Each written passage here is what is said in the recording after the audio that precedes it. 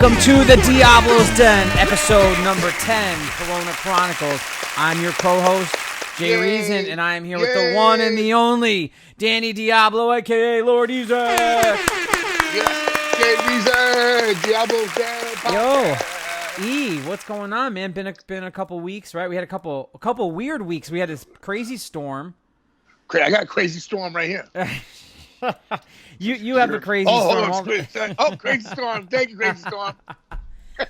Yeah, I mean, dude, the East Coast got hit with that crazy, I don't even remember the name of it, that tropical storm, man. I didn't have power for a couple days. Shit sucked. But yo, we're back. We're back. We're back in action. Episode 10. Well, I have to say, check this out, Jay. I have to say, Doyle, rest in peace. Doyle, yeah, GMS. man. Again, starting out the show with a little bit of some sad news. Shout out to Doyle, Bulldog. I love you, Doyle. I miss you. What a good guy. He loved the culture. Yeah, he's a fan of hardcore. He's been in the hardcore scene, Rochester, New York. Just one of the good guys. Like, it sucks. Like the good die young, and fucking like the dude was a good guy. He was a brother of mine, a GMS brother, and he was there helping the bands out. He loved the culture. He loved hip hop. He loved hardcore, and he was just in there, and he would help out no matter what. And I just have to say that can't say one bad thing bad about him ever. Yeah, that's sad, man. It's just sad that during this time, with COVID and all that stuff, he passed away. It was so fast, and no one even knew. I mean, until like the day after. Wow.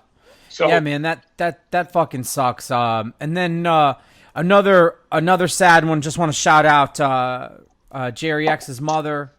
Yeah, so she passed away. Jerry X. She passed away. So that's the cancer. So and it happened so quick too. But Jerry X, I love you, brother. Ill rock all day. Shout out, man.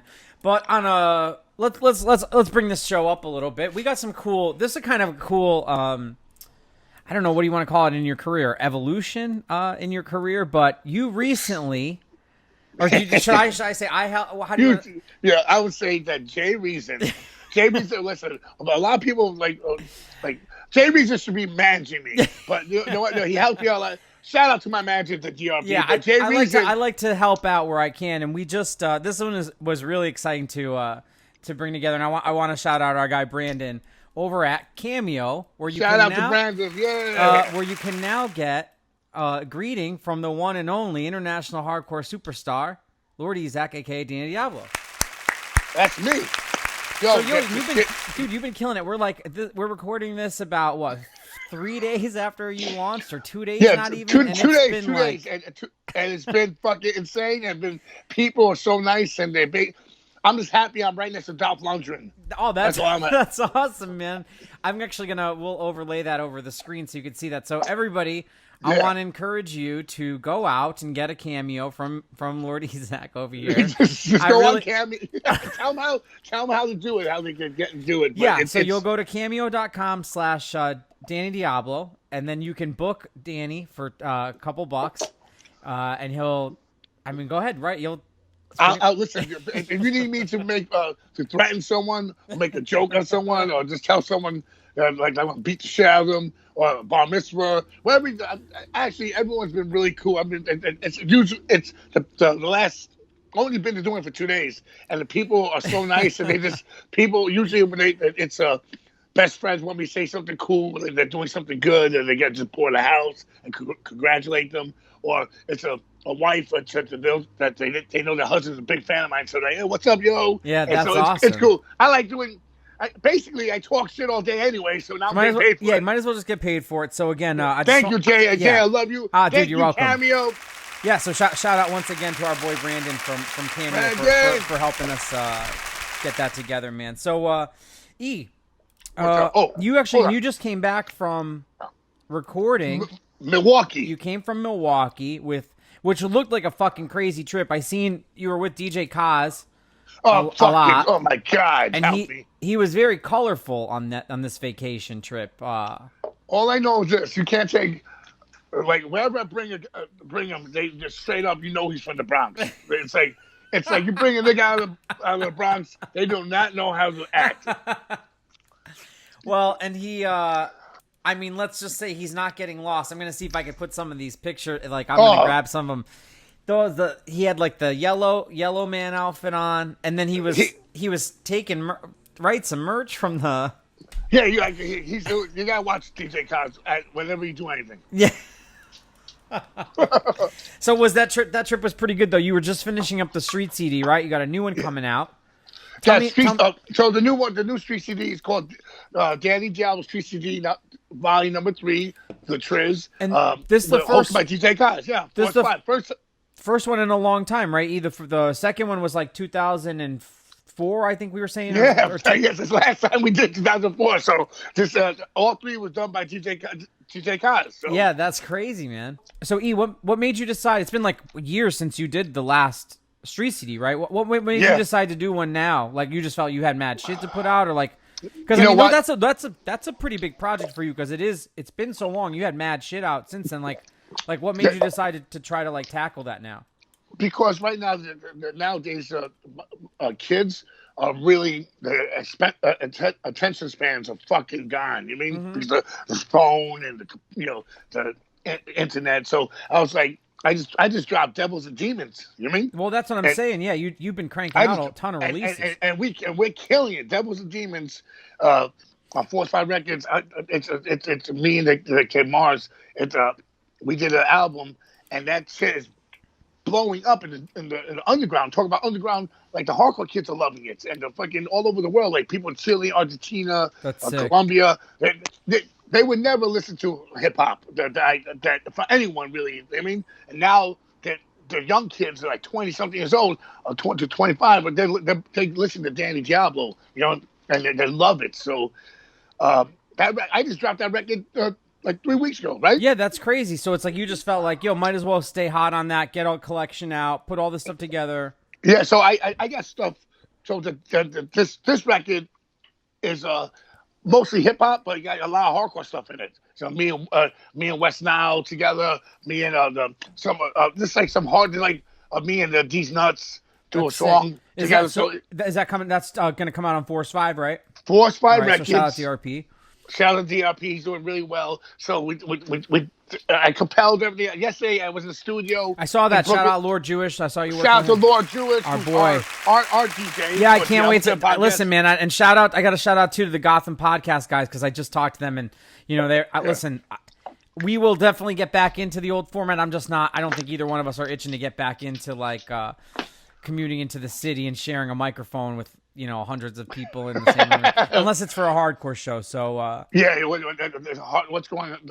That's so crazy, man. You mean like it's like, just put it this way, I can't wait to go in the studio and like it's normal again. Yep. But I guess I'd also say about the Force 5 Records, the Street CD Volume Number 3. Kaz did a great job. I got songs in there with Joe Fado, Big Lito. I got a whole bunch of stuff no one it's at least 10 new songs no one has even heard. That's sick. So that's album already. When do you think that'll be out? Like next month, maybe? Probably 2 months. Probably October. 2 months. Okay, cool. But Force 5 Records just signed Scarhead. Oh no shit! Awesome, man. That's a good move. Great. We're doing an EP. The EP's name is going to be called Generators of Violence. I'm gonna have to get in with DRP on that to make sure on the marketing and some things are done right. But that's We're gonna be talking to Cortex in Europe to just distribute it the right way. You mean? So that's what you talk to him. Yeah, Jay Reason, you help my brother out. We'll do it. Yeah. No, I've been talking to DRP. He's great. He's been awesome. So, E, what have you been before we get our guests on? We have a fucking awesome show today. But what have you been checking out or listening to? Like, cause I've been listening to some crazy shit. I want to shout out a few things real quick. So first I want to shout out Sutter Kane. Sutter Kane. Yeah, our boy. he just got After the World Goddess, which is his new album. He's running a pre-order for that. So he's a cool fan. He's become a friend of both of us. So I just want to shout out him. I know he hooked you up, your band. Yeah, dude, he hooked me up, which is awesome. So I want to return the favor. Everybody go check his stuff out. Shout out gang, DJ Bless. Yeah, check out his interview. We had a great interview with him. And then this I gotta play it for you. I gotta send it to you. This is crazy. This new release from Aaron from Death Threat. He's got a new like a side project called Pillars of Ivory. That's it's like hip hop based a little bit. It's like hip hop interludes with the hip hop was done by my boy Griff, I'm pretty sure from who used to be Connecticut. He's got some dudes from Jay from Mind Forces involved. This shit is so dope. I'll definitely hear that. Yeah, it's called Pillars of Ivory is the name of the band. They did a 7-inch. I think that might be sold out, but it's on Spotify and streaming. I'm going to send it to you because it's fucking awesome. And then lastly, too, man, I've been listening to this. My boy Bob got a new podcast called It Came From New Jersey, which is all like music shit from New Jersey. So they go do some crazy shit. Yeah, listen. Jersey's so fucking crazy and weird, bro. Yeah, well, listen, dude, these guys are creative, man. So I just want to show a little bit of love to them because they always hook up the podcast and stuff, and they're a brand new podcast, but the guys that are doing it are involved in a lot of shit that like we listen to and stuff. So what have you been checking out? What have you been? I've been listening to the Force MDs lately. Oh no shit! That's awesome. Old band, but yeah, I love the Force MDs. They were before R&B, like when R&B fucked with hip hop. Yep. They were the first ones to do that. You know what I mean? They were awesome. before New Edition, before all the things. They were like 1985, whatever, Tommy Boy Records. I loved them. So I've been listening to a lot of that. Well, and we can talk to one of our guests a lot about Tommy Boy Records. Yeah, Dante Ross. But check this out. I want to say happy birthday to Jay, Hoya's son. He turned 12 years old yesterday. Happy birthday, Jay. I want to say the tour is back on with Crown Thorns, Sick With All, and we're looking at April. Front. We're looking at April right? next year. So it's on, bro. That's going to be something. Also, I'm talking to Colombia today, people in Colombia, about doing a tour in Colombia. I'm going to do Argentina. I'm going to do South America, Chile again. That's awesome. Next year, hopefully. Shout out to Ken. 357. Shout out to Echo MPC. Shout out to Culture New York. If you want to buy graffiti supplies, this is a real place owned by real graffiti artists. My brother, I'm not gonna say names or anything, but right. It's in Queens, in Astoria. I'm gonna put it up there. Culture New York. Yep. If you need paint and markers and that's shit to do art and vandalize and fucking art, go right there and keep it in the community of real graffiti graph writers. That's awesome, man. None of these fake motherfuckers that want to make money on you. They don't give a fuck about the graffiti culture.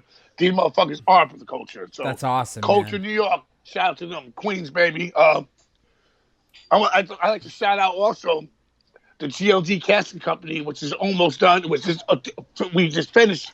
Me, Lord Jewish and Chubbs. I want to shout out to Ito from Rochester, my man Ito, and Snack the Ripper.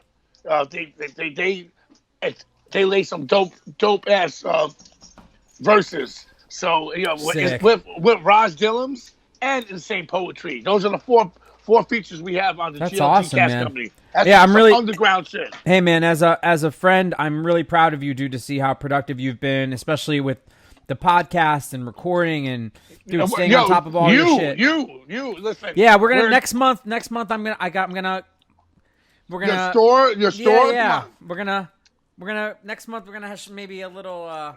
We got some news coming, but I want to keep it centered around my boy and the main host of the show here, Ezak. He's been killing it lately. Yo, so we got a really good show for the listeners tonight, right? We got two fucking awesome guests.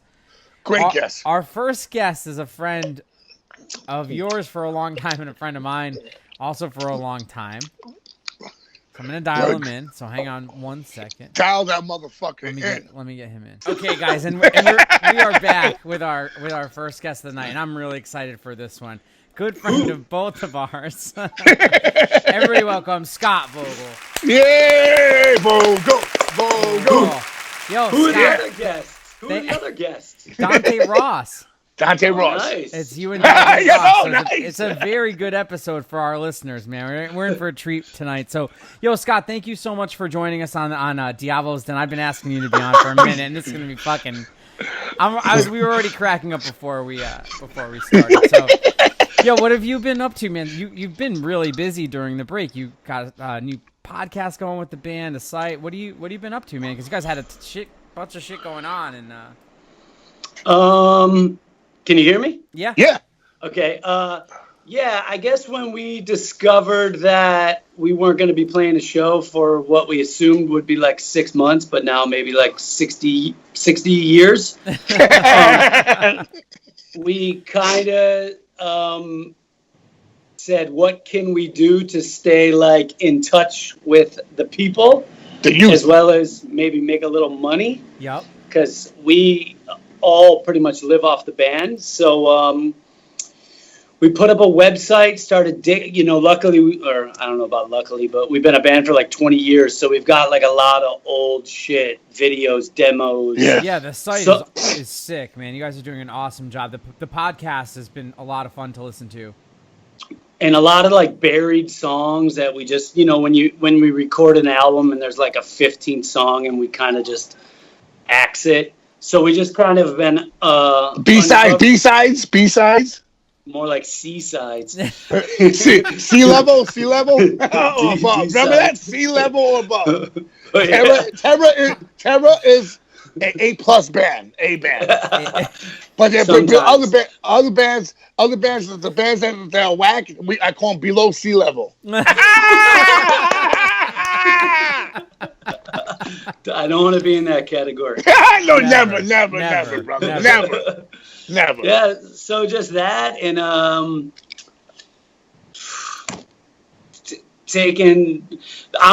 literally in my garage right now. So I live in a one-bedroom apartment with my girlfriend, and we luckily just have. I hear garage. I hear the same thing right here. One bedroom. So in the whole COVID, the past 5 months, I've been one bedroom. Me and my lady right here. Either we're fighting or fucking. That's it. We're fighting or fucking. After the fight, we're definitely fucking.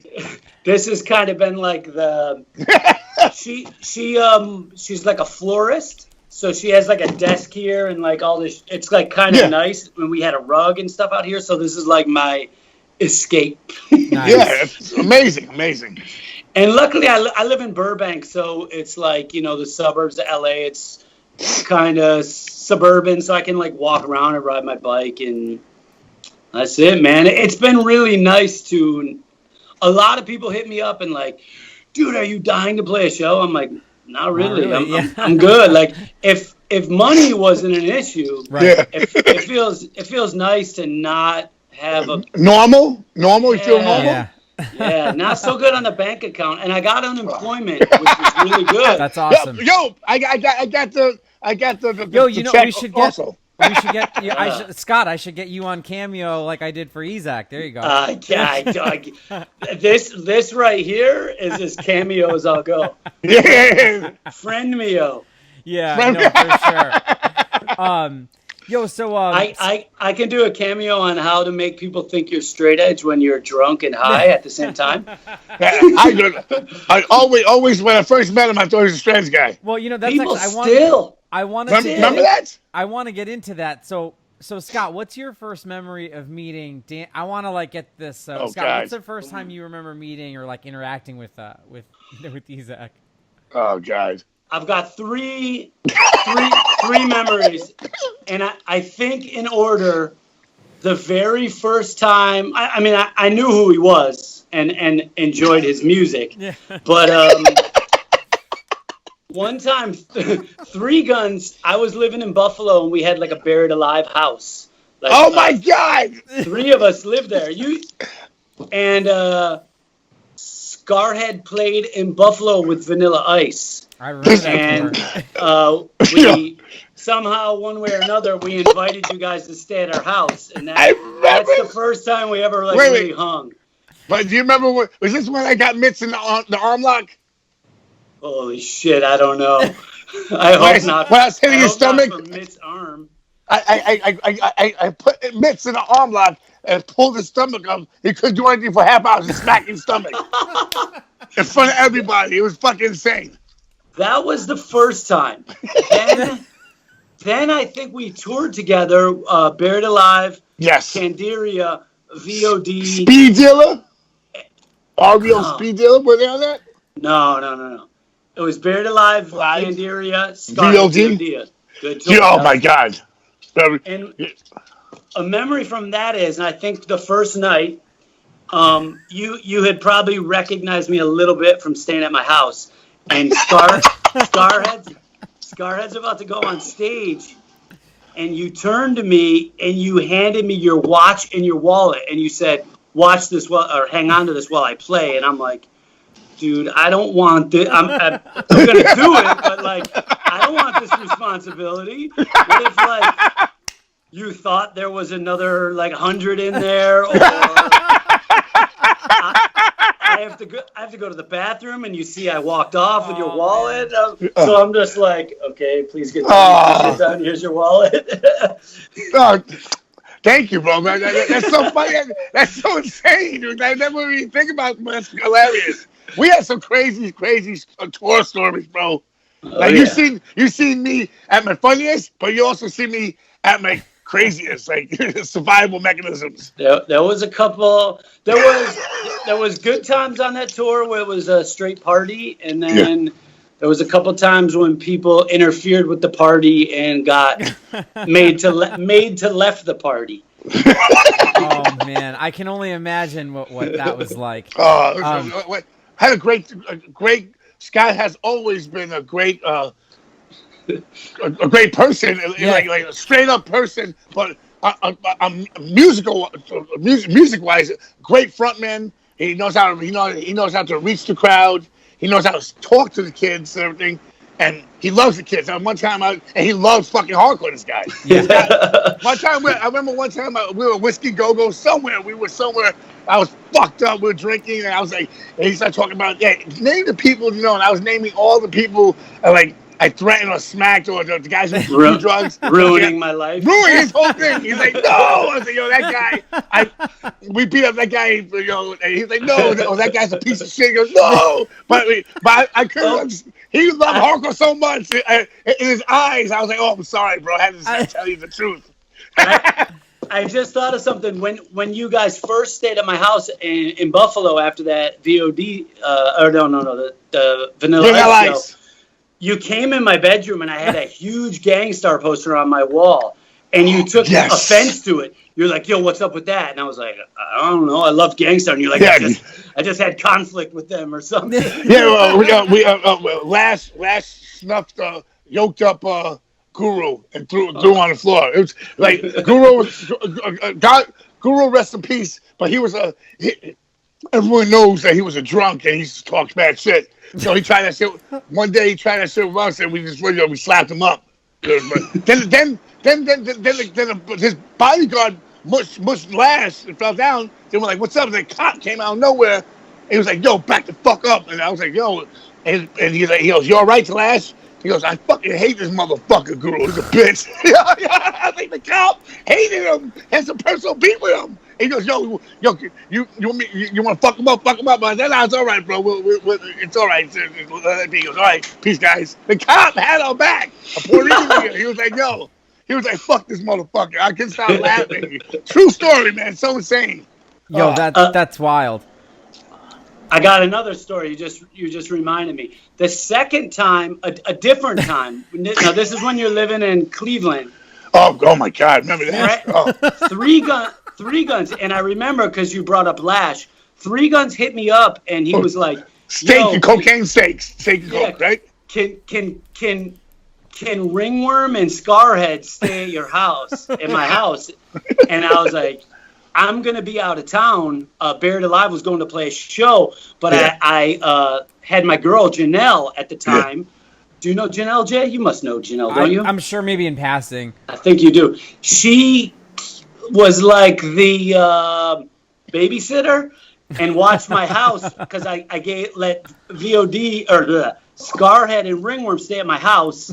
And God. And then Frank and Janelle ended up dating for like 5 Oh years. yeah, yo, they did that. That was like see what happens. That's crazy. Hardcore fucked up. That second time you had Lash with you, and when I got home, I found a watch at my house, and I got a hold of you somehow. Yeah, and this is before all the phones and shit. And I was like, I found a watch at my house, and it ended up being Lash's, and I sent it to him somehow, and I know he got the watch and was liked me for that. Yeah, like one of my first memories with of meeting Scott was, and I've talked to this story to Scott multiple times, but the first time I ever met Scott was when we got to play a show. It was like the second or third Voice of Reason show, and it was with Hatebreed, Despair, Strife, Warzone, and H2O. Like H2O played and Hatebreed played. Yeah, the lineup was like insane, and that was the first time I ever met Scott, and like it was so cool. I gave him like the demo and shit, and then we got to tour Europe with Terror like a long time ago with The Distance and stuff. So it's cool, and like and I see Scott pretty often. I try to make it out to Terror anytime they're in a driving radius within a couple Terror's hours. Amazing. I still love watching Terror. It's my favorite. It's one of my favorite things. I mean, Scott will tell you, I'll drive out to. I live in Connecticut still, but I drive out to Worcester or New York or New Jersey. That's where the real metal is, Worcester. Yeah. You can't top a good shout out to all the guys in Terror too, Jordan and all those dudes. Just always a good time to see these dudes. But it's funny because Scott. So talking about the new site, one of the episodes where you guys are doing a podcast where you're breaking down all the records. You talk about the guest spot with Ezak. Okay. And what happened? Wait. Yeah, that was with Jamie. Yeah, that was the craziest time of my life. How crazy is that guy? Yo, Jules Jordan too. So it was cool to bring that full circle. So, E, do you remember doing the guest spot on that Terror record? I remember. Listen, all I remember it was like Asian girl's house. Was that? Would you really tell me? Am I right? It was Nick's. Nick had a studio in his parents' garage. All right. So we didn't know. We just knew Jamie was coming. Somehow we asked Jamie to be on the record. He rolled up to the house in I feel like it was a Mercedes SUV or some ballin' car. Yes. You and Jules Jordan got out of the car with Jamie. Yes. And then we're like, all right, we got a 2-for-1. We got to get Jamie. I don't want to say buy Jamie because I don't think we paid him, but get Jamie and get Ezak too. And you guys came in, ripped the mic, and that song was that's still a song we play every show, every Terror show. Spit My Rage. With the infamous spit right at the end from Ezak. Yeah, hell yeah. You know what's crazy? The last time I saw Vogel, they played with Hatebreed in Manhattan. Remember? Yeah, do you remember? Cause I know, but I was I was crazy. Remember? I was like Trevor Perez. I was like, Trevor, I was bugging out. But do you remember that the dude? So I got there early. So I was like, all right, I did a podcast with Jamie. So he leaves me with these guys, with Scott, and we start drinking. I'm like, early, 5 o'clock. Yo, we were bombed, and I was like, then my girl came. My girl was bombed, and then I was with Jimmy, and I came on stage when you saying "Spit My Rage." I came on stage. These guys killed it. Terror killed it. We played it like 6 o'clock. Yo, listen. Then all of a sudden, Hatebreed played. Then I went to sing something, and the new roadie guy was like, "He can't come here." There was like a problem between I was like, "Yo, I was being real nice." So at the end of but the guy was being a dick, straight up. So at the end of the night, Jimmy goes, I want to go say what's up to the guy, just be like, "Hey," I was like, "What's up?" And he was like, "What's up?" I was like, I'm friends with Jamie. I'm saying next time that happens, there's gonna be I'm gonna do something else different. I mean, I'm not gonna be so nice. But people get. How can I say when people know that me and Jamie are boys, especially in your music, Ice Pick. You know that he was my manager. You don't have to be a dick. You don't have to be a tough guy. It's like we all know each other, right? We all know that's the outcome. What's gonna happen if the switch goes on. You mean? So the switch was ready that night. I could see it. It was dangling. Yeah, Yeah. I saw Terror the next night, or maybe a night or so after, and Yeah. we were talking Yeah. about how crazy that was. It was amazing watching Terror in New York City fucking kill it. That's Like, awesome. Yeah, like dude, little they killed it kids, in look, Connecticut. young kids Thank were you. going Thank fucking you. nuts. They destroyed everyone. Everyone there was great, but Terror took that show. Yeah, they were fucking awesome, man. So one of the other things, Scott, that you do that's pretty cool. You do this with a couple other people, but you do Pressure Drop. I just picked up the new issue. Oh shit! This is dope, dude. So I was really excited. Tell us a little bit about this, man, because I think that this is so cool, considering everything you do, that you still like put shit like this out. You know what I mean? It's awesome, man. Well, thank you for sending me your zine too. That was really cool. But, Thank you for helping me get it done, dude. Appreciate it. The good part about stuff like that is it comes out looking nice and it's really slick, but I have nothing to do with that. I just send some. Just like it was hard for me to figure out how to get on the phone with you guys, there's no way I can lay a fucking fanzine out on a computer. So I can send some interviews out and do some stuff like that and kind of ask some questions to bands that I like, but I can't take much credit for the way it looks, but it came out really cool. It's got cool shit. There's a cool interview with Hoya in there. Hoya Rock. Vinny Paz is in there, and Paz. It's cool shit. So anybody that's into hardcore, I'm sure. Yeah, man, it's done really great. And the thing is, I know you say you don't design it, but I mean, obviously, it's put together with a bunch of people. You do it with Andrew from Strife, right? Is involved. Yeah, and my man Patrick. And Patrick, Reaper Records. Shout out Reaper forever, man. Dude, shout out to Andrew and Patrick. Yeah, shout out to Reaper, because I've been spending so much money. He's been breaking out all the good stuff out of the vault, and it's so hard to not buy like all this stuff. I'm like, but so I don't mind. I've been buying some stuff from Kitzel, but yeah, man, everybody can get this. I think at warrecords.com. Obviously, I'll have the link. I wanted to show this because it is so cool, and Thank you. I just picked up my copy, bought it to support. You know, guys, support your friends, especially when they're doing shit like this in times like this. The zine's fucking awesome. So there'll be a link for going on that. So so Scott, what else has been going on, man? Fill us in, because I can tell that both of you are cracking up already, like there's something funny. So I'm gonna let you guys have at it a little bit. We're just. I don't got anything specific on my mind. I'm just thinking about older people in hardcore that don't give a fuck about too much, that can have fun, you know? That's all it comes down to. I will always, you know, I come from different backgrounds of the graffiti, street shit, fucking this stuff. But I'll always be a hardcore kid, no matter what. That's the scene that accepted me for who I am and made me, really. So it's just funny that when I see you, I'm like, oh, this guy fucking. It's like you remind me of when I first I was my life was hardcore, like it still is. But I'm saying, but my life, it was hardcore. Like I didn't give a fuck about fucking bitches or fucking. They had a kid back then. So it was like just you know what I mean? And just it's like I was so happy that we did that tour together. But it's like no one can talk about the story that we saw. No one has ever understood life until they went on tour with Puerto Rican Mike. I mean, like that's a whole different. I always look at people.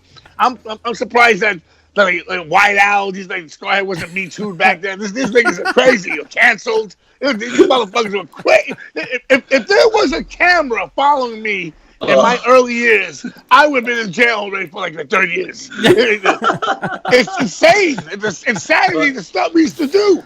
You know? I know that both of you know that I'm like positive and happy and clean cut, but when the door shuts, you guys seen the ugly Scott come out. The ugly Scott. Well, and it's crazy too, because both of you guys both toured like a lot when it was like pre-internet. But I'm saying even all the bad things and things aside, like, dude, you guys really put in the work when it mattered, when it wasn't like, I mean, you know, obviously now there's the internet and those things are beneficial, but you guys put in the work, like grind on the road and, you know, playing those shows and shit like that and touring together when it was like very hard to do, man, booking shows. Yeah, but Vogel took over after with Jamie. You mean like he was the next? So it was the Hatebreed. Then all of a sudden Terror came. He took that. You mean just there's always the guys under that. So they paved the way. Like these guys worked hard. Vogel worked real hard. Yeah. Watching Promoters Terror, and stuff, watching your relationships with promoters and business people in the industry. It's hard, man. It's hard to fucking, especially if you.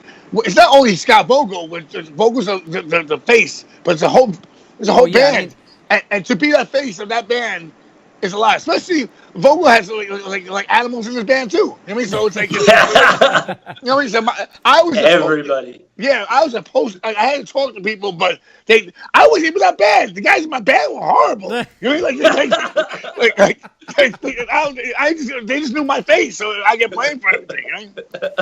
I hear that. Hey, Scott. So let me ask you a little something about touring, and just because again, you guys were Terror is synonymous with being on the road. Like, what are you hearing like in the stratosphere of like shows or anything coming back? I mean, have you heard anything? I mean, like Isaac just let us know that their tour's coming back in April. 21. 21. Yeah. What's Terror looking like, or have you heard anything? I'll be honest, I haven't. I'm hearing the same thing. We have a potential tour to go to Europe in April. That's the first thing we're talking about. Cool. But Good. I haven't really been trying so hard to get information, because every time I watch the news or talk to someone, I hear something totally different. Right. So instead of like making myself crazy, I've kind of just wait. You're waiting for the news. You're waiting for it to hit you. Kind of. Yeah, because I'm really I'm like a super organized person. Like I got all these lists of things I want to do and shit I got to get done in my life and shit I got to get done in the band. And I kind of just like put a pause on it, because at first I was trying to get a gauge on when are we going to play again? When can we do this? How can we got to keep the merch stores stocked. And then I found out a lot of the merch stores aren't working. And then I'm like, we gotta talk to our agent. And they're like, well, you can't even book a tour right now because half the venues you book by 6 months from now are unfortunately going to be shut down. So I've kind of just like... That's so foul, right? How foul is that? I feel so bad for like barbers, anyone playing music, tattoo artists, like all these people that have built this career and business for 20 years and now they might lose it. That's it's horrible, sucks. Man. It sucks, man. You know yesterday how I found out the world is fucked?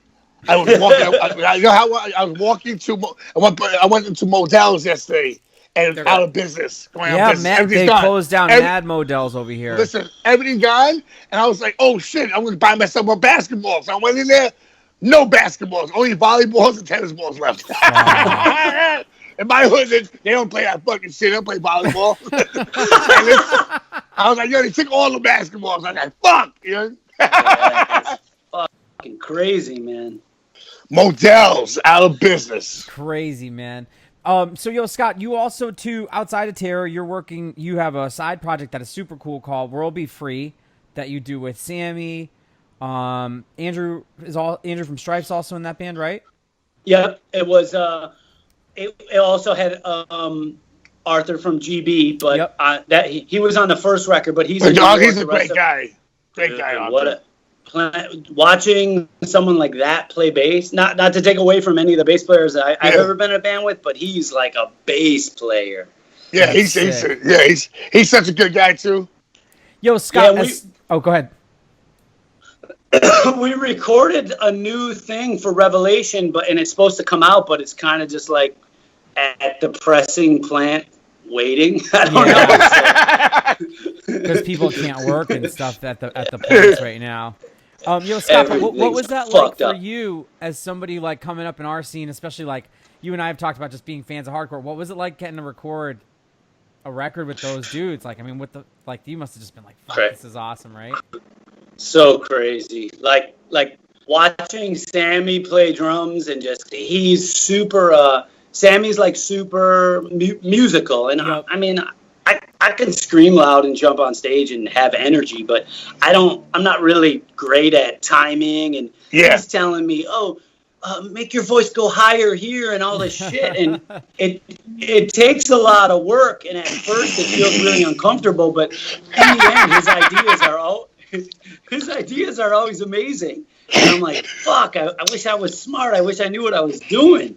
Nah, that Yeah, record it's was just- super. That record was super cool, man. Especially like, again, dude, as somebody who's been like, I hate saying the word like a fan, but as somebody who's been, a fan of all your bands and through like Despair, Slugfest, Buried Thank Alive, you. like all that shit. Man. Despair. Yeah, Despair was so awesome. Oh shit! Buried Alive and shit. It was cool to hear you do something so much. It was like melodic and cool and different, man. You sounded really good on it. So if anybody who listens to our show who maybe didn't know that Vogel had that project, they have a record on Rev, so check that out. It's got Sammy in it and a bunch of cool That's people. dope. And then Vogel, you also too secretly. I don't know if it's secret, but you got a Buried Alive record coming out, right, on Bridge 9. Shout out Chris Wren. Tomorrow. Oh, That's shit. awesome. I forgot. I didn't realize that when we were recording that comes tomorrow. Make a long story short, I never thought I'd play a show with Buried Alive, and World Be Free played a show in Buffalo with Judge, and all the guys from the band were there, and two of them I hadn't talked to in like 15 years. The band did not end in a good place, and That's right. we ended up in the basement of the venue partying and being a little crazy and just like putting our bullshit aside and talking through it and joking about it. And then Joe Hardcore really wanted us to play This Is Hardcore for a few years. So finally we did that. And then we wrote a couple fucking songs. So here they are. We were just talking about really quick before we jump back in, Scott, we were saying like how Isaac needs to get Mark McGrath from fucking Sugar Ray to retweet him so that we can get more cameos. Yo, that's my boy, nigga. Shout out to Mark McGrath. You're laughing, but I was just telling Jay that I'm gonna do I'm doing a 5-song EP with Scarhead. We're recording next month. We signed Force 5 Records, and the name of the song is called Scarhead. The name of the EP, Generators of Violence. That's true. Hard. That's true. That's true. No, but the only two people that have is Mark McGrath and Scott Vogel. That's it. How hard would that be? One thing we didn't talk about. Are we rolling? Yeah, go ahead. Yeah. I sang on the Scarhead cover record. I didn't say that. I just talking about it. Funny. Was funny. Right before that. Yes. He just said he was like on the Outburst cover. Yeah. So Scott, what do you remember about doing that? Actually, I do have a funny memory about another thing now. Okay. Please share. Okay. So, I can't remember where I did it, but anyways, awesome to be on the record and an awesome song. But thank you. I did this song with you live once in France at a festival with Obituary played and all these things. My God! I was listen. I was gone that day. I remember. Before their set, Isaac came over to came to me and was like, "Yo, can I have a baseball hat, a terror hat? I'm gonna wear it on stage." I was like, "Yeah." So I grabbed one and give it to him. First song, he goes up on stage. We're Scarhead. Throws the hat in the crowd. Like 2 seconds. 2 seconds into the set. Yo, I remember that day because it was a big festival, and I think Homeboy from fucking Integrity was there. No. Yes, he was there. His band. Dwayne was there. I heard you say something nice about Integrity recently. Yes, listen, I'm just saying. It was on this podcast. Listen. But let bygones be bygones.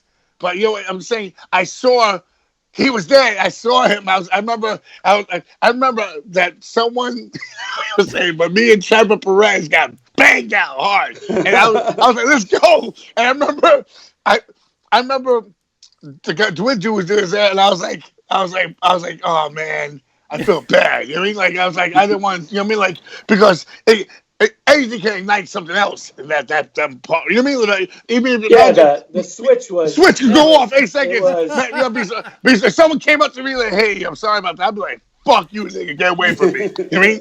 He said, you almost killed me. Like, it's like, you understand what I'm talking about? So, with that, I remember playing That's the thing. I remember you. Someone else gave me a. I gave Trevor Perez a Scarhead pulling zip code like running track suits. And it was just weird to see him with a Scarhead track suit, like you know how ill that nigga is. It's like, but I can't stop laughing. I did a song with Vogel, and he killed it, man. He killed. It's like, why do vocals with these other guys? I love doing guys who hold their own, and Vogel fucking always holds his own. But more than other than people who get the recognition. Dude, I've been I can blessed. scream loud. That's all I can do. Scream. I've been blessed to invite myself twice into the studio to get to do gang vocals on Terror Records, and it's a You're blast. always It must be Thanks, hilarious, man. right? It was like as soon as, especially on this last one, like shout out to Yvonne. I saw that you guys were in Oh, Jersey, shit. and Yvonne has no shame. Whereas me, I won't even ask somebody because I always feel like I'm bothering. But I did. I texted Yvonne. I said, yo, please ask if we could go do backup. So we got to go, and it was it's awesome. And it's always a good time to hang out with you guys. So, yeah, so that's pretty much a wrap with Vogel, unless we got anything else. I mean, dude, I could talk for hours about a bunch of shit, but I don't know how much of it could be on the air. Oh God. I'm looking forward for the second half of this, the Dante Ross. I want to hear what he's got to say. Yeah. that guy's got cooler stories than me. That's for No sure. way, man. Listen, man, Vogel. Oh yeah. Shout out to you, dude. Yeah. No way, man. Shout out to you, dude, for doing this for God, us, man. Vogel, thank you so you've much, always brother. been one of the best. Thanks for having me. Shout out, and I gotta say, man, one of the coolest things about Terror is that they still, unlike a lot of legacy bands, they still support young bands. They take out young bands. They haven't Dude, sold out. I've seen so many cool new bands Haven't that I sold honestly out. wouldn't know if it wasn't for Terror and those dudes. So dude, Vogel, again, shout out to you guys for fucking really doing it the right way, man. Big ups, man. Fucking appreciate it. Thanks for all the kind words and for having me, guys. Of course, man. Where can everybody catch up with you online? Plug the new Terror site. Plug all the goodies really quick. The new Terror site is sticktight.la, and me personally, I'm on Instagram. I am finally. And it's stupidity. It's nothing. And then that's it. Terror's got a Facebook and all that shit. But Awesome, man. Yeah, and we'll plug all that. So I'm glad that we got to get you guys together finally on this. We've talked about it for a long time and exchanged some stories. So, Vogel, thank you so much. I'll hopefully Vogel, I see love you. Listen. Vogel, I miss you. I Love hope I you get to guys see you too. soon, man. I will hit you up. I will hit you up the song. The only two features: Scott Vogel and Mark McGrath on the new Scarhead. I'm ready. I'm ready to go, baby. I love it. Thanks, Scott. We'll talk to you soon, man. Thank you. And we're back with our second guest of the night. I'm really excited for this one. Everybody who knows me knows I'm a fucking music industry, quote-unquote, geek. I love talking about labels and history and all of this shit. Being one of those people myself, look up to people like Dante, who works on some fucking really cool shit. So everybody please welcome to Diablo's Den, one of Danny's old good friends and guest, fucking Dante Ross. What's up, man? How are you guys doing? What's cracking? Dante, How are you, man? Thank you so much for joining us on the Corona Chronicles, man. How you been during this whole shitty thing going on? I'm as good as can be, all things considered. You know what I mean? It's like, what are we gonna do, right? We're all dealing with fucking something that's like uncharted territory. So I just try and keep the PMA, man. Try and stay in the gym, get outside, fucking go hike, hit the beach, hang out with my wife, like do yoga. It's mad weird, right? Yoga. Try to turn into John Bloodclot. Not really, but be healthy and keep it together. And I think just trying to stay positive, man. I try and stay in the day. I do it the one day at a time. That's the only way I can. That's awesome, man. So Dante, for our listeners who aren't super familiar with you, give us what we call just the elevator pitch on just. I mean, dude, you have such a storied past coming from, and we're going to touch on all of those things. But real quick, just tell the listeners a little bit about yourself. I'm a New York kid, grew up on the Lower East Side, and I was a punk rock kid, ran around with like the Beasties and Luscious, Jackson, Girls, and John Bloodclot and all those guys were around. And I kind of moved over to loving hip hop at some point. I ended up getting a job in the music business because of my friend the Beastie Boys, and I signed a bunch of bands, including like Brand Nubian, Pete Rock, CL Smooth. I produced around that time like Third Base. I worked with them, and Grand Poobah, and that's Brand Nubians, and Old Dirty Bastard, Del the Funky Homo Sapien. Yeah, man, craziest resume. Like it doesn't even scratch the Buster, surface. Buster Rhymes and a whole bunch of other shit. And I also made this record with this guy Everlast, Little Nick, that sold some records. Whitey Ford Sings the Blues, and I just been around music most of my adult life and prior to my adult life. I feel like Danny is in the same category. Kind of, we're street kids and we grew up loving music, right? So I'm a music fan. Danny's like a music fan too. So being a music fan, my natural job was to kind of end up being an A&R guy. And I figured out very young how to scam my way into every club for free. I got to see every free show. I saw a million shows for free. So it was just kind of a natural course for me to do it. And it's funny because my whole life I know the doorman everywhere. Like whenever I go to show, even like I'm in New York, I go to like Irving Plaza. I know all those guys because they worked at Roseland. They worked every show. So I somehow since I was a kid knew how to get in everywhere for free, and that's how I kind of got my job. That's fucking awesome, man. So also Dante, as being a music guy, also like me and Dante, we both. I love playing ball. Dante's ill in ball. Back in the day, he was one of the illest. I was nice in basketball. It's true. I took it very seriously, and I was a skateboarder too. So I was an athlete and a New York kid, and a graffiti writer, a graffiti writer too. That as well. System. I did that too. I always say the things you did if you were a cool white boy when I was growing up was you wrote graffiti and you skateboarded. And then you probably got into punk rock somewhere along the way. And it's funny too, Dante, one of the most interesting things, and maybe you can talk about this through your career too, it always seems like a lot of the hardcore punk rock kids always end up working at the labels and doing a lot of cool shit, man. I mean, I can't, I spent a couple of years at Sony, and I can't tell you how many times I'd run into like I would see Bill Wilson randomly or just random people, that they're like, you almost like, wait, what are you doing here? I'm doing this. And, it's funny that everybody comes from this, melting pot of ideas and, DIY stuff. Talking about that, Dante, you were exposed to some of the coolest bands. Like, talk about some of those early shows, like, some of the bands you've seen. Yeah, I got into punk rock. I was really young. I was one of those kids, and I was like, God, there's got to be something fucking better than Led Zeppelin. Like, what the fuck? Like, enough with fucking Journey and all this bullshit. And like I was literally waiting for something to come along, and I didn't know about the Stooges. I didn't know about all the proto-punk bands yet.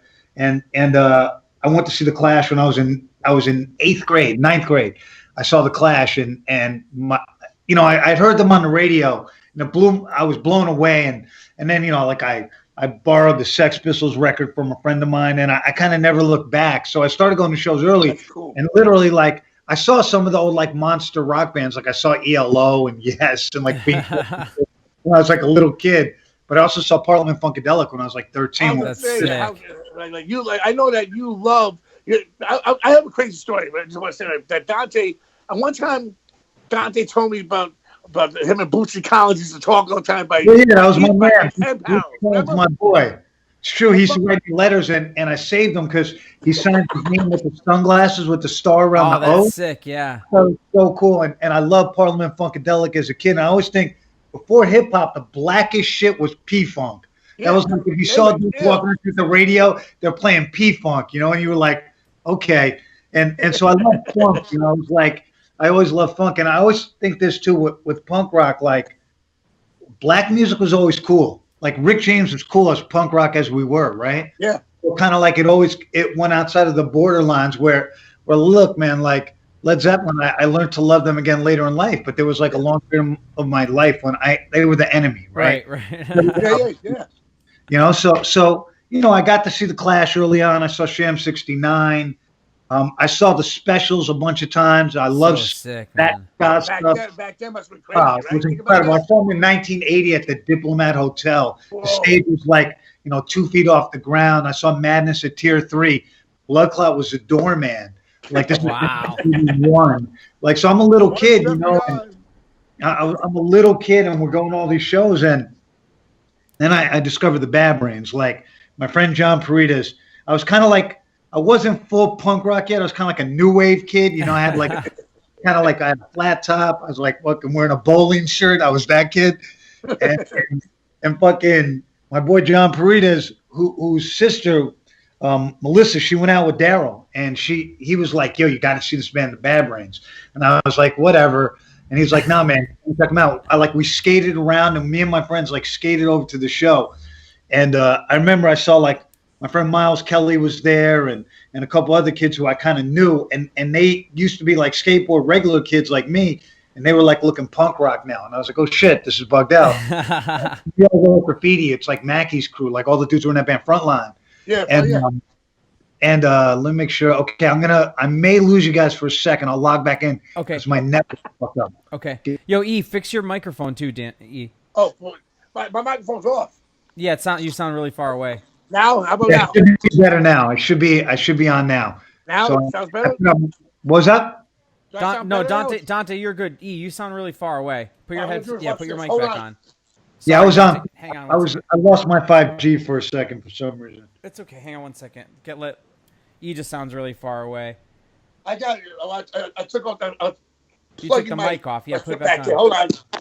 That's better. Much better. Okay, great. There you go. So I was I went to see the Bad Brains, man, and I gotta say it was like, seeing the Clash is one thing, but like the Bad Brains made the Clash look like the Bay City Rollers or something to me. I was like, the energy. oh man, it was like I never honestly, like to this day, I've really only a few things have come close to that, and nothing's ever topped it. Just the energy, the cathartic energy, it changed my entire way I look at outlook Yeah, like a live band. Like when a band could deliver live, that's how those motherfuckers are the real shit, man. I mean, I still think that the Bad Brains, like the closest they came is the Roar cassette, but they still never, as great as that is, how great they were live is never on wax, right? Yeah, you can't. So I mean, I became a Bad Brains fanatic, and me and all my friends fucking were and this show was at also 171A. It's before they had recorded the album. They only had to come out, right? Oh, that's crazy. So we, we became friends with them, like, and we all hung out at this place. Rat Cage Records was downstairs, then it moved. Yeah. And so that's where we hung out. We became friends with the Bad Brains, and it was like our version of what was going on in England, I guess. And in England, they loved reggae, right? So in America, and I love reggae too. I loved all the old rockers back then, but rap was our reggae, right? So we like Rapper's Delight or whatever was out that was what we were fucking with. And after a while, hardcore got a little boring to me. I'll be honest. Like I had this friend John Berry, rest in peace. He was in the Beastie Boys. He was like my best friend. And after we went to a show one night, like we saw MDC, and they were like whatever, but we all went back to the studio in Westbeth, all the Frontline guys, and we were like drunk and like wrestling around. And John was like, "Yo, you ever think like there's no fucking girls hanging out? Like we gotta get it's a little guys, it's a little gay, like we're running around with their shirts off, like where's the girls at, And he's like, you're right. So he convinced us we should start hanging out at Danceteria, so we did, and through that we kind of like moved around musically, and I guess hardcore, like the Bad Brains broke up like 17 times already, right? They were like a reggae band. It was all getting convoluted, and like Agnostic Front, like I like those guys, they're my friends, but musically it wasn't my cup of tea necessarily. It was like straight up, like more straightforward too back then, with the punk rock and into like the thrash guitar player. Right. That's how. Right. And then later on, I met Dante when he was like heavy doing the A&R stuff. But I when we got into hardcore, like my generation, Mad Freddy, we were already destroying the scene. And people were like, "You guys were right." And so when it started, when fucked it all up.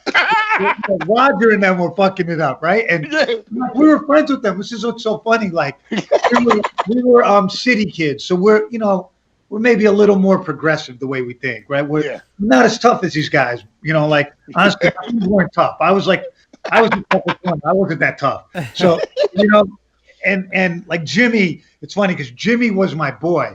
Like I knew Jimmy before punk rock. I knew Jimmy when I was new wave and had my Christian. Oh, that's crazy. Going to Queens, skating at the pyramids. And I remember, always will remember that. He's like, "Yo, Dante, I remember you were like new wave and you were like cool before I came to the city and hung out. Jimmy's like my brother forever. He was really down with our whole crew, like the Beasties, like our whole thing. And so Murphy's Law was great to me also. I love them. So but as it got tougher and tougher and tougher, we kind of moved around, right? We were looking for girls, and we were like a little, we were like, you know, kind of like pretty boys a little bit. And so we ended up though, like really loving rap music. We started going to the Roxy. So we would literally see the Bad Brains on Friday. I mean, on Friday we go to the Roxy. Saturday we'd see the Bad Brains at CB's. Like this was like our routine, and we loved rap music, and all this other stuff was coming to play, different kind of music, and I guess I liked some stuff that was softer. I was like liking the Talking Heads and even the Cure, all this other stuff. Cure is amazing. You know, that stuff was all great music, and I saw those bands. I saw everyone. I saw, because I could get in free to Danceteria, so I saw every band that played there, and everyone played from like Bauhaus to the Selector to like the Cure, Susie and the Banshees. I saw all these bands. I saw the Ball, the Buzzcocks. I saw I've seen every punk rock band, because we also would go to Irving Plaza to a lot of shows. Yeah. And the art, somehow they let the girls from Luscious Jackson, Gabby Glazer had the guest list. She's like, oh, you're on the list. So we go to every show. I mean, and hardcore for me had kind of wound down. Like at the Bad Brains breaking up and Black Flag, once they got too weird, I kind of stopped listening. Right? They got too arty. I was like, what? So hip hop starts becoming more and more prominent, and for all of us, me and all my friends, and I swear to God, we heard Sucker MCs, and to me, when I heard that record, it was the most punk rock shit I'd ever heard. And I'd already heard a bunch of rap music, right? Like I'd seen the Fearless Four and Africa Bambaataa, but those guys kind of dressed like a broke Rick James, right? It was I was like, what the fuck is this? Mad Max. Yeah, it was a crazy look with the 9 belts. It's like fucked up. And so the red leather shit, they dressed like Eddie Murphy kind of dressed like that. So I went to see Run DMC's first show. Well, I heard the record, I lost my fucking mind. Yeah.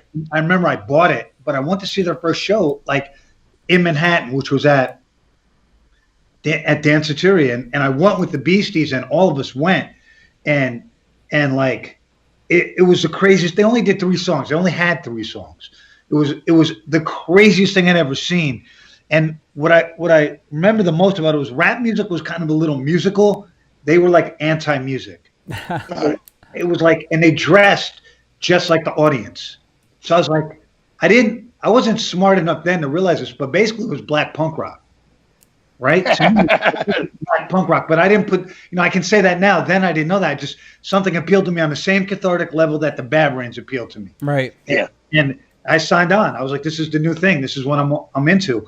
And all my friends, that's kind of where our cultural shift went. And, we already wrote graffiti, and look, I had half my friends are black and Puerto Rican growing up, and, because of where I grew up. So for me, it was like natural, right? It was just like, it's a step, right?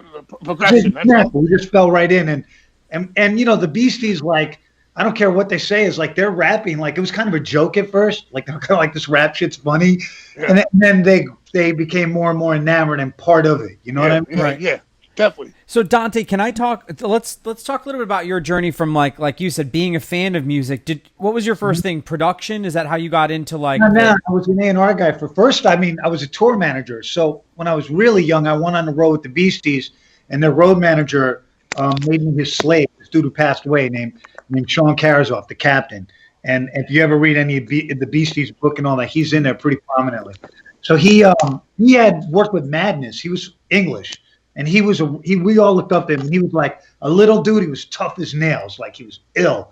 So he made me his slave on the road, and taught me what I didn't know is he was teaching me how to be a road manager. Nice. And so we got off the road, and I was working for Leor at Rush Productions, and they managed the Beasties and Run DMC LL and blah blah blah, and Eric B and Rakim had just signed him. They needed a road manager, and Sean was like, Leor, Dante can do that shit. He was my slave for like a year. He can do so they gave me the job, and I went out there, and I commanded respect pretty quick somehow. I just pretended I was Sean. I just acted like him. So from there, I did that for a year, and I came back, and I got a job at Tommy Boy at B&A. I started as the office messenger. I was a gopher.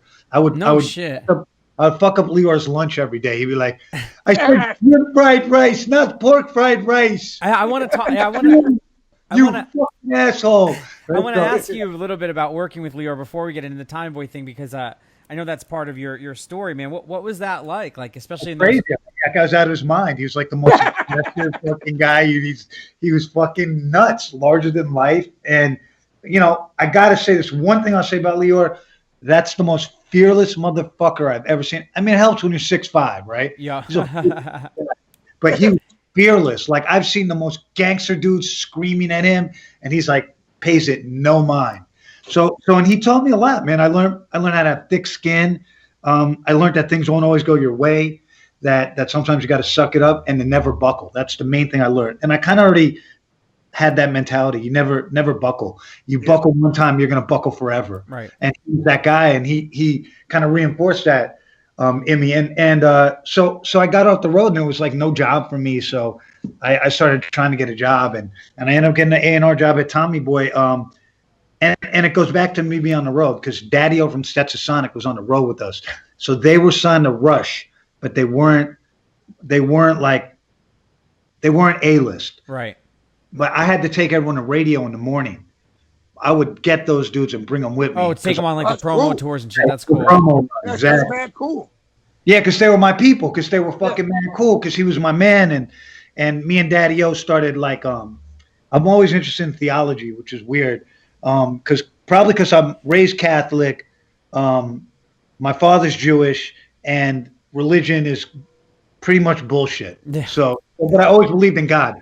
So me and God, like, he was a Muslim, and we would talk about. He'd give me a lot of books. He gave me this book, The Power of Positive Thinking. I mean, The Power of Magnetic Thinking by Bhagwan Bhagnish, and all these like philosophical books. And he was like my mentor. So he got me the job at Tommy Boy. That's awesome. Oh, I didn't know He that. told them like, "Yo, you should hire my man Dante. He knows everybody." So I ended up getting the job, really thanks to Daddy-O. And one of the first things I ever did was help do A&R on Stetsasonics record in Full Gear. That's so sick, man. And then and you had some really big records at Tommy Boy. Can you talk a little bit about? Yeah, talk a little bit about those, because those are I mean, for our listeners, they probably don't even realize that you might have worked on some of these records. Go ahead, Dante. De La Soul. So De La Soul, they were going to get signed to Tommy Boy, and actually, so Daddy-O gets me the interview, and they played me. Monica Lynch played me De La Soul, and I fucking thought it was amazing. So she told me I got the job right before Christmas, and she was like, "In that group that you liked?" I was like, "Yeah." She's like, "You're going to be their A&R guy." That's awesome. So I get the job, and I get De La in my lap. So I'm working with De La. And while I'm working with De La, I'm hanging out at this club called the Latin Quarters like all the time, every Friday night. And that shit was, let me tell you something, there was Crazy, only two other white people I've ever seen there. And that's my friend Dave Funkenklein, who died, and MC Search. The often, MC Search, we have, whatever, Search is Search. So, he's often maligned, but I love him. And I got to say that because I don't think people say that enough about him. So I meet this guy. This guy comes up to me, and he looked too soft to be there. And he was like, "Yeah, Dante Ross." And I was like, "Yeah." He's like, "Yo, I'm DJ Mark, the 45 King." And I was like, "What?" Because I thought he was going to be like a brolic, because his beats were crazy, and Red Alert play all the promos. He asked me if I wanted to hear some shit, and he handed me his sweaty headphones. Yeah. I'll never forget that. And I had his soggy headphones on. And I was like, "Yo, you got to come and bring me groups." And he called me with Fat Five Freddy, and him and Freddie played me Latifah over the phone. Oh, that's awesome. They played me Wrath of My Madness, and then I was like, "Yo, come into the office, bring her, and bring all your artists." And he did. And I don't know why Fat Five Freddy wasn't there. Freddie was my man too back then. Shakim was there? What was that? Shakim? Fix your Mikey. Nah, Shakim wasn't there yet. Fat Five Freddy. Shakim wasn't in the picture yet. So they brought Latifah to us, and we signed it right away. We signed it. Dante, when you heard Latifah right away, you were like, you knew right away, because one, she was first. she did something. She combined a lot of things. She was singing, rapping, and had a little dance hall in there. Mm-hmm. So I was like, oh shit, and 45 King. So that to me, I never heard a female who rapped that good up to that point. And really, I'm not a fan of female rappers. I've only really liked 3 or 4 ever, and that's probably like Latifah, MC Lyte, Lauryn Hill, right? So that's a list, though. Yeah, right. That's the ones to me. So we signed her, and then later on, Digital Underground landed in my lap. This guy named Ed Strickland brought me Digital Underground. He was like, yo, this record's really cool. It's from the Bay Area. He's a radio guy or indie guy. And he brought it to me, and I was like, oh, we need to sign this. And we signed Digital Underground. Yeah, that's such a, and it was crazy because I remember buying the single, and that shit was just fucking huge. And I mean, one of the things that I was saying to E before you came on was I've always remembered the Tommy Boy logo being on all my singles because you guys had like the freestyle collections with TKA and all of the fucking shit that I love. Freestyle, Yeah. I still love freestyle. I still listen to that shit. I love freestyle. Hip hop clubs for like music, but then we go to the freestyle club for Puerto Rican girls. Yeah, Of course. I had a Puerto Rican girlfriend who was in that group Seduction. She had mad big hair. Like, I love Spanish girls, so that was like freestyle. Yo, so Dante, when you heard that Digital Underground single, you were saying that came through a radio indie guy. Was that a lot of how back in the day? Was that how? Not really. This guy Ed Strickland was he did indie at a lot of places. We ended up hiring him at Tommy Boy, and he was my man. I knew Ed because Ed was a promo guy from DC actually, and I knew him from being on tour. Eric B and Rakim. All right, man. Easy Ed Strickland. He had a Jerry curl. He was ill. Easy Ed Strickland brought us the record, and it was Do What You Like. No, it was Underwater Rhymes. Wow. Their first one. It was on TNT Records, and we signed it. And the first one we put out was Do What You Like. That's and sick. That connected, but it wasn't a massive hit. Then I actually left to take my next job at Elektra. Then Humpty Dance comes out and blows up. Yeah. And instead, I would have got more money. But, yeah, but dude, you had quite the career at Elektra too. They also let me do what Elektra had no one second guessing me. Let me do what I wanted to do. Yeah. That must have been great. Dante, do you feel like as somebody, and again, I'm probably just asking for myself, but do you feel like as somebody in the music industry that's really how you were able to excel, that somebody just let you kind of say like, yo, look, man, do your thing, bring it to us, ready to put on a shelf and we'll fucking go. So, one thing I know, having been people's bosses is you got to have belief in your people. And you have to either let them fail or win, sink or swim, right? So my boss, Bob Krasnow, who's like a legend, rest in peace, he signed Parliament Funkadelic to Warner Brothers. He let me do my thing. He was like, I trust you.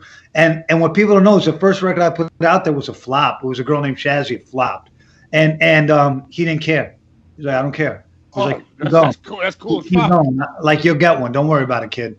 And the second one was Brand Nubian. That's sick, yeah. That's amazing, bro. Yeah, he's great. He let me sign. The one thing there's 2 records he didn't let me sign. He didn't let me sign Cypress Hill because Killer Man. Why? Because we had the Ice-T problem within Warner Brothers. The syndicate. All right. It was going to be problematic because he asked me, what is this song about? I said, he's talking about killing a cop who comes in his house. Yeah. We can't put the song out. He's like, I think it's cool, you believe in it, but we're not going to be able to do it. So we didn't do that. And the other group I didn't sign was the Gravediggers because it's a suicide. He was like, we're not doing that. The Gravediggers, that might not have been the biggest loss. Cypress was a big loss because Cypress would have put us probably over the top, and it would have fit right in with what I'm doing. And the band I didn't sign on my own accord was House of Pain. And I didn't sign House of Pain because I just thought it would become too problematic with the groups I had signed. Like I could see all my artists who were artists of color being upset at the white boys and making it harder. So I didn't sign it. But let's connect. Go ahead, E. I was just saying, and then you fucking worked with Everlast. I was going to say, let's connect so one of those. Were and are really tight. Yeah. And I was a big champion of Cypress Hill and everything Muggs did. And those guys all knew that. So shout out to Muggs. Shout out Muggs. I mean, I'm a soul assassin. You know what I mean? I rock with them. It's like on my body, like tattooed. So I've been rocking with them forever. So, they fell into New York. I'm like the first dude they called back in the day. And so, I stayed connected to those guys forever. I mean, my back piece is done by Cartoon. Like, so I stayed close to those guys forever. And that eventually, in a way, is why I ended up working with Everlast. Yep. I mean, me and Everlast we're like the same person from different places. Well, we're very, very similar. Dante, talk a little bit about how so for the fans and listeners who are listening and don't know what record we're talking about, we're obviously talking about Whitey Ford Sings the Blues. Dante, can you tell Isaac and the listeners and myself a little bit about how that record comes together? Again, most people will remember him from Jump Around and that whole thing, and then you come out with I remember that being on pretty much like I guess would be like what modern rock radio now. Yeah. It was like a staple. I mean, it still is. I feel like he must. Rock record. Yeah. So how did that all come together, and whose idea was it to like was that like an A&R thing, or did that project come together done to you, or? That was definitely your sound, Dante. You know what I mean? Like that's your the production. Yeah. When I heard that record and just hear records like that, I know your sound. Right, because it's a combination of all the things I've done and do. It's like, because I'm a white boy. I grew up like my mom played Neil Young. You know what I mean? Right. Like when I heard the homegirl from the brand new heavies on it, I knew that right. Oh, shit. That's totally you, CeeLo, all that shit's you, B. I know that music wise, production wise, if people don't really understand that artists are great, but production is a real key thing. Like if you don't you meet someone later down the line and you work with someone like, oh shit, man, like every time I work with a different producer, you learn something new.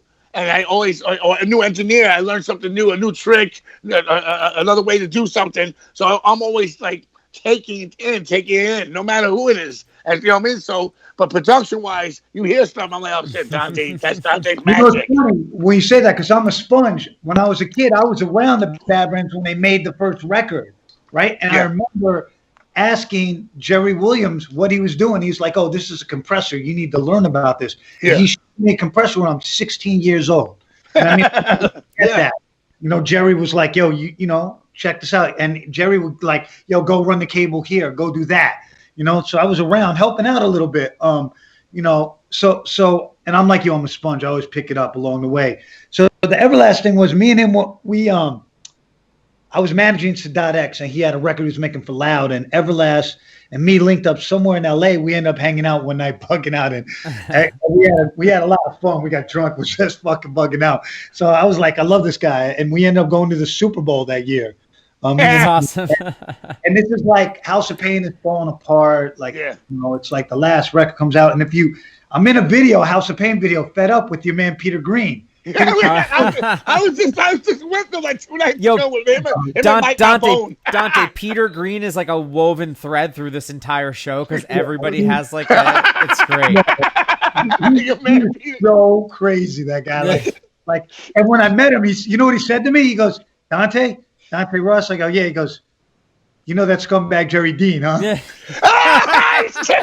Jerry Dean. I see him everywhere now. How do you know the guy I used to do stick-ups with? Like, what? Yo, imagine those two guys together.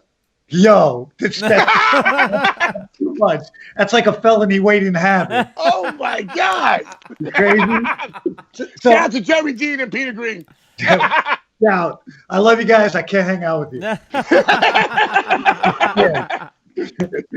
So, me and Eric, Sadat X does a song with Everlast for that last House of Pain record, and we all end up hanging out a lot. When he comes to New York, we take him out, and who we always hung out with?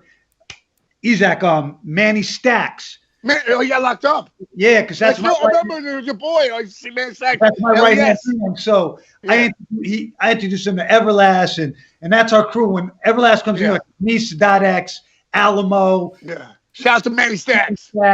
It's a crazy crew. We're very definitely a coalition. White trash, Puerto Ricans, black guys, a fucked up crew. And so me and Eric become really tight, and he's got he breaks up the band. He's still on Tommy Boy, and my friend Albie works there, and Eric had always wanted to work with me.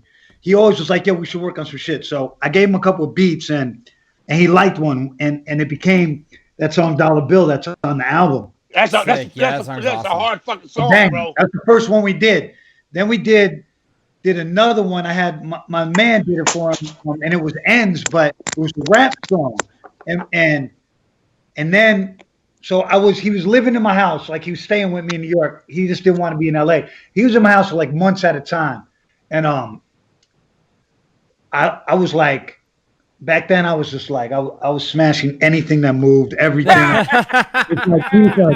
he was like on my couch, like Jesus fucking Christ, bro. And so I came in one night. This is why I remember this because if you know me, I don't mess with most of the women I date in my life are Latin or Asian. So I walked in with this white girl I was messing with, and Eric was on the. So I got to backtrack a little. So I had an acoustic guitar in my studio, and we were working on rap records though, and Eric was like, "Yo, can I borrow this?" I was like, "Yeah, I think it might need a new string." He was like, "No, I'm gonna tune it up," and he took my I had a hummingbird. He took it home, and I knew he could play guitar. I knew he could sing a little because I've been in his house. He would play like Soundgarden songs. He had guitars around and shit, and he liked grunge a lot, which is kind of cool to me too because I like grunge, and so he took it home, and so I come home with this white chick, Shannon, and she's Irish too. She had the white skin with green eyes, and I walked up the stairs, and Eric was on the couch with the guitar, and he looked at me and said, "Home team?" Happened. Yeah, boy, like that. And she's like, "What's that about?" I was like, "Oh, nothing." And so one thing leads to another. I'm in my bedroom, bong, and I'm hanging out with homegirl, and I'm in my boxers, like, and I hear Eric playing What It's Like. I hear him playing that shit, and I ran out. I ran out of my box. What the fuck is that? He said, "Yo, it's a song I wrote like a year ago." I said, "Yo," he was singing it too. I said, "Do that shit. Play that shit again." Played that shit again. I said, "Yo, that shit's dope." He said, "You think?" I said, "Yeah." I said, we should record that." He said, "I don't want to do that." I said, "Why?" He said, "I'm scared that once I do that, I can't go backwards." I said, "Fuck going backwards. Let's go forwards." That's awesome. Yeah. He said, "Word." I said, yeah. And he was reluctant, but I kept convincing him, like I was working on it. So we went to the studio the next day. I said, "Yo, man," because we had another guitar down there too, and I was like, "Yo, man, play that song for Gamble, my partner, John Gamble." Shout out. Shit. And he played it for him, and John was like, "This shit's dope." And I was like, "Yo, we should record that." And Eric was like, "I don't know, man." I was like, "Yo, we should record that." And I stayed on him for a couple of days. And he came back to the studio again. And I was like, "Yo, man, let's record that." He's like, "Well, I don't know. What are we going to do?" I said, "Yo, I got drums for it." And I kind of almost knew what the tempo was, and I had the SP1200 set up. And I chopped up that Bismarck E beat. Yep. And I was like, "Yo, here's the beat." And he was like, "Yo, that works." And I was like, "Yeah, I know it does." So yeah, it's such a sick, what an awesome track, especially at the time because there was nothing that really sounded like it. Yeah, right. It was unique, and he killed it. Yo, the vocal that's on the record is his second take. No shit. Guitar too, because we recorded to a 16-track 1-inch that I had in my studio, and we ended up transferring that tape and using that pass. That's exactly what it is. And I think Gamble played bass on it too, if I'm not mistaken, but I can't really remember. But that demo became a song, and then we also recorded 7 years and recorded The Letter. We did them all in a week, and then we gave Tommy Boy the demo, which was 7 years, Dollar Bill, The Letter, What It's Like, and I think that might have been it. I think it was That's just those dope, though. And they all four made the album. And Tommy Boy, I remember Monica Lynch and my man Albie. You remember Albie? He used to be like a party promoter. He was the A&R guy, he's a white. All the girls. He was like, all the girls loved him. So Albie was the A&R guy, and they called me up and they were like, "Yo, we love this. We don't know what the hell it is, but we want you to do the whole album." I tell you right now, it started a whole fucking movement. Yeah. Artists like that. It's like to me, I always laugh, but I love Everlast. Like he's an underrated musician, but his rhyme style's dope. He's the first guy I ever saw rhyme without writing anything down. You know what I mean, right there, He never writes anything down. No, right there, looking at the thing, looking at the computer, and he's like, "I got it." I'm like, "Why you got it?" And I'm like, and he's like, "Let's do it."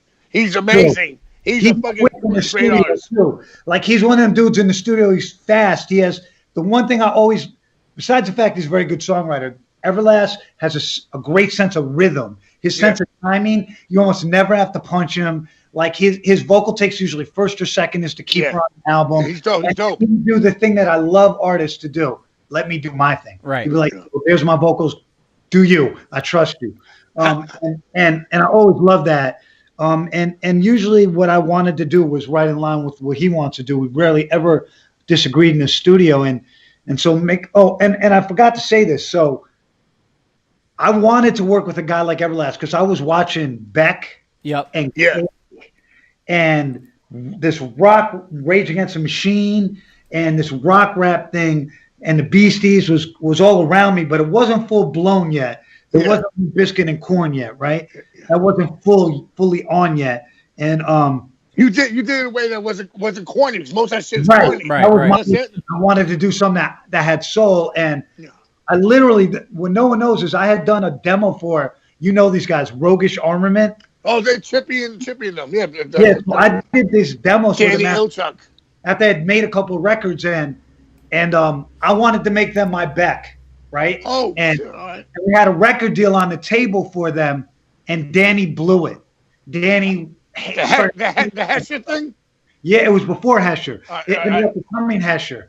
So I had figured out maybe a way to do rock rap, and I'd done a remix for like Chiba Mono and a couple other people. I had been playing in the space a little bit. I worked with Doggy Dog and tried to do some shit like that. I remember that too. I remember that. So I went in. I kind of had a couple experiments, right? Doggy Dog, Roguish Armament. I had a Beastie Boys remix, so I had experimented a little bit how to do it. By the time I got to Everlast, I had figured it out. I had got my own style, and I can't say that I liked Beck's record a lot, and I liked the Dust Brothers. Yeah. But I always thought I could do that. I could do a better version, not better, a more soulful version of that. More streets. Right, because this is kitschy. It's funny. Yeah. It's like Beck with a bad attitude, right? Yeah. So we made the record. We went to LA. Me and John. I missed it so crazy. We shipped out 14 crates of records, all of our equipment, built a studio just like ours in his house. That's we made crazy. the record. We That's made the fucking record. amazing. That's bro. dope. And this is before people recorded at home. Yes, we did the whole record in the house. The whole record. I love your studio in West Beth was the best studio in the world. To me, I love that. I love the whole feeling. I love the feeling that I had to go all the way to the west side and go down into this fucking basement. And I was like, the first time working, it's funny because Dante and I are boys. Like Dante knows me from being on the street, being a fucking one of the young assholes. When you moved to Connecticut, I remember you always talking about Dante in the office. You and I would talk about Dante, because when I worked with Dante, it didn't hit me as hard as right now. I think about like this guy's one of the best Grammy Award winning producer. He just knows we know each other. He knows me as a crazy motherfucker in the clubs, Bill Spencer clubs. I'm fighting all the time with his kids. The street kids, you know what I mean? We come from the same, we come from the same. He was older generation than me, so he was looking at me like, oh God. I was like, no, these guys. It's just crazy. I went to this party one time. This is so funny. It was Jessica's party, and I showed up, and the party was shut down. And I said, "What happened?" They said, "Yo, this kid. I think you know him, Isaac. He beat this dude up the stairs. He beat him up the stairs." I said, "Yo, that's fucking crazy." In his voice, it reminded me a lot of you when you were younger. And I was like, wow. And I was like, yeah, that's my little man. And they were like, yeah, that makes sense. Oh, that's great, man. That was the bouncer, John. He was like, yeah, that makes sense. He's like, I said, what happened? He said, yo. And they started beating dudes up. We didn't really want to get involved. we would go to clubs and it was just funny seeing like the people from Japan, mommy and all of them. They're like, "What are you doing in this club?" I'll be like, "Yo, I'll shut this club down right now." They don't think that they think that we're from Queens and Brooklyn. We go to Manhattan. to chill. And Right. like first it started Sunday matinees, then there'd be clubs like Bill Spector's club. And poor Bill Spector had to deal Bill with me. Spector, so before you guys were ruining his clubs, I was ruining his club. I would go to Bill Spector's house, and one of my friends, his party, one of my boys would stab someone, or robbed, or some of them get beat up. Like it was always my friend, and I was always the one blamed because I was the only one anyone really knew. I got a story for Dante. Eves, rest in peace, your boy Eves. So I remember one time. I forgot where we were, but it was a party, and I remember Dante is Eves outside, and all of a sudden they get into a beat, but Eves right next to me, and I see Dante. I go, yo, I'm a Puerto Rican Mike and all these niggas, and we're all fucked up. And all of a sudden, it was a fight between Nels. It was at Nels between blacks and Dominicans. And we were like, who's fighting who? We were like, oh shit. They were so crazy. And we were standing next to each other. These motherfuckers. And Puerto Rican Mike was so fucked up on coke. He's grinding his teeth. I'm like, yo. I said, get back in the fucking car. You're embarrassing me. Get in the car. He's like, I'm sorry. I can't stop it. Yeah, we used to go to like Cheetahs. And you motherfuckers were always in Cheetah. And you were the only other people. It was me and Eves and like 11 criminal dudes. And you boys was the only people not black in the whole party. And we were all in one area. And I remember one night a crazy fight broke out. And we were watching and laughing. Like, you were like, yo, shit is crazy. Dude, I love hearing stories like that. Hey, Dante, so I know we've kept you for a while. Just one quick. I'm just watching basketball. I'm good. One more quick story though. I do want to ask you before we let you go is, one of the biggest records and artists you worked with was Santana, right? Yeah. Tell us a little bit about that. Just the experience and what you did with those records and shit. I worked with them three times. The first time is the most important probably, and I was hot with the Everlast record. Yeah. And a dude named Pete Gambarg. Now he's a president of A&R at Atlantic Records. He called me up and he said, "Do you guys have any songs for Santana? We're going to make a record." And he, we all like the Everlast record. I bullshit him. I said, "Yeah, we got a song. I got a song for you." I said, "Yeah, no worries." And Everlast was coming to New York to shoot, I think, Good Morning America. I knew he was coming to town. And I hit him. And I was like, yo, I got the hit up from this dude at Arista about Santana. That's crazy. And he was like, that's crazy. I was like, you got any songs? He's like, yeah, actually, I just wrote this song. It's like the first thing I wrote since I had the heart attack. And I was like, yo, it's crazy. So let's find some time when you come to New York. So we came to New York. And I was thinking, let me find something that feels Latin drum-wise. And I had an old song that had like a Latin kind of drum beat to it. It had like bongos in it. It was in a casual song, and I was like, "That's the drums." And I chopped the drums up, and Everlast came in and he played the song. I said, "I got these drums. What do you think?" And I played them for him. He's like, "Yeah, this shit's just knocking." And he had the song, and then we figured out the bridge. We did the fake Timberland part in the bridge. I know what you're talking about the reverse thing, like drums. Exactly. Like it goes like hyperkinetic, double times, and then. We recorded in one day, and I mixed it like that day. I think it was like a rough mix, and I sent it to the dude, and he was like, "Yo, we really like this. We'll get back to it." And they called me like a week later. They were like, "Yo, we want you to do this," and I was like, "Okay, how do we? What's up?" And they're like, "We'll fly you to the Bay Area. We'll get you guys all up there." That's crazy. We went up there, and literally within the span of 10 days to 2 weeks from getting the phone call to giving them the demo, I was in Fantasy Studios in San Francisco. Recording the shit. And what's crazy is, so in that part of the country, like Bay Area, Oakland, I spent a lot of time because I work with Souls of Mischief, and then my dad lived in San Francisco, so it's my second home. So when I was there, like I remember Tajay and them from Souls of Mischief came and brought me weed at the studio, and like it was like full circle, and we nailed it. We did the song, and we did it quick, and we mixed it quick, and bong, it was got put on the album. I remember I had never gotten paid that much for a song before in my life. Crazy. They asked me how much I wanted. I told them, and they were like, "Oh, no worries." And I was like, "I should ask for twice as much." What am I stupid? Crazy shit, man. That's something crazy. But you're like your stuff. I tell you, Dante, your production as a person. Like, Dante's not a musician, not in a band. You know what I mean?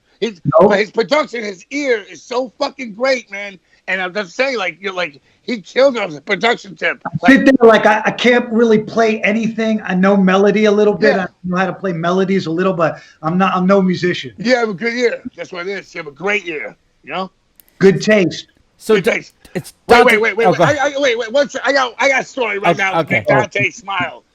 I got. Smile. Listen. But this stuff. I remember one time. I'll tell the story. We were at Two Hip's funeral. Yeah. Listen, God rest in peace. But and Boston Mike was bugging, and you were sitting down next to me.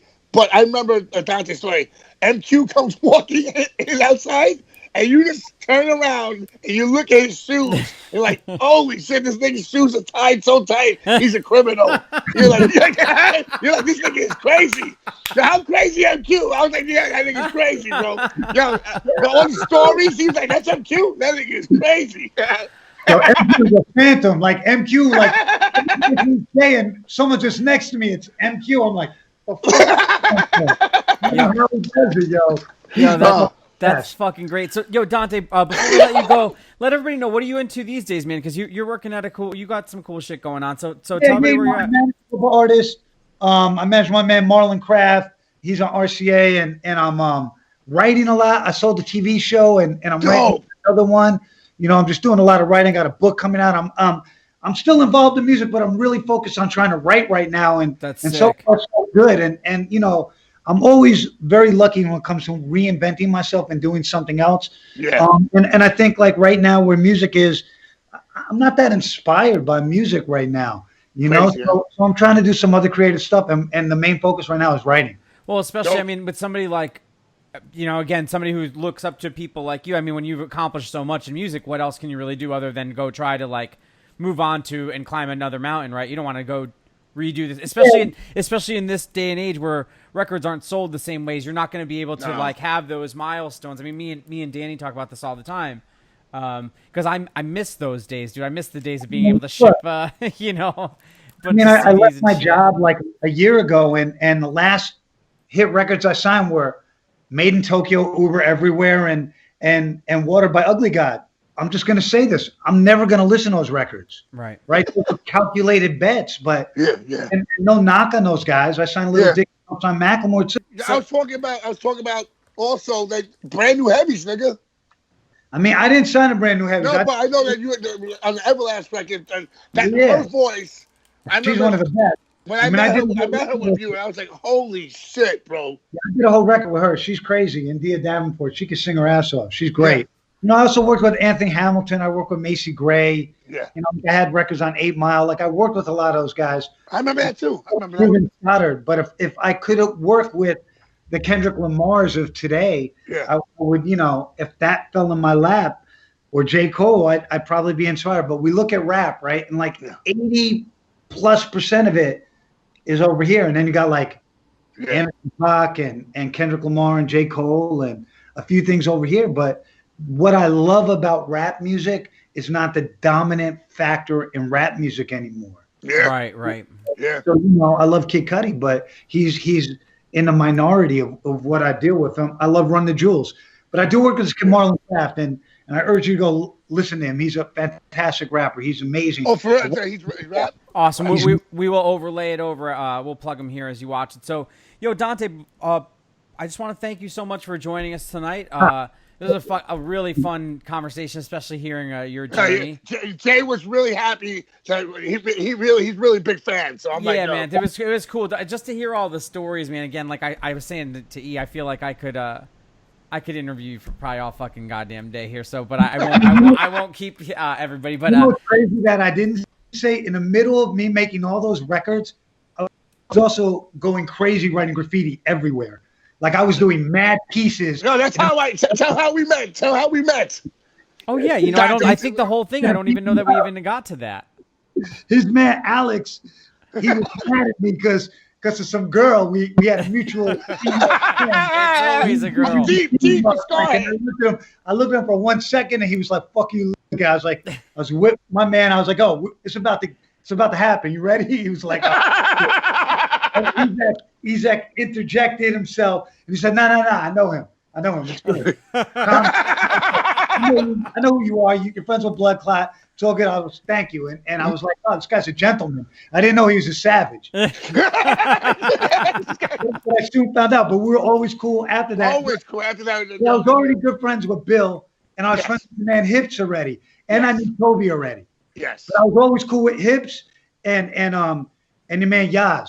Rest in peace. Recipes. Hips recipes. Oh man. Dante, how can our listeners? You on social media? Is there a way for people?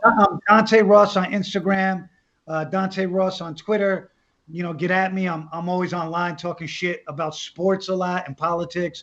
I'm heavy on the fuck Trump online, and I'm always making fun of basketball and whatever's out there. I'm very sarcastic online, so come check me out. And also, I put a lot of records online because I collect 45s. I put them up. Oh, sick. Okay, awesome, man. Well, yo, Dante, thank you so much for joining us tonight on this on the episode. I also want to just thank all of our listeners who have been signing up for the YouTube, the email list, all that shit. Thanks again, Dante. It was great having you on. I think Danny's on, but maybe he's frozen, but he will say goodbye to you later. Dante, thank you so much. Guys, that's a wrap. Corona Chronicles, Diablo's Den episode 10. Stay tuned. Thank you. The world is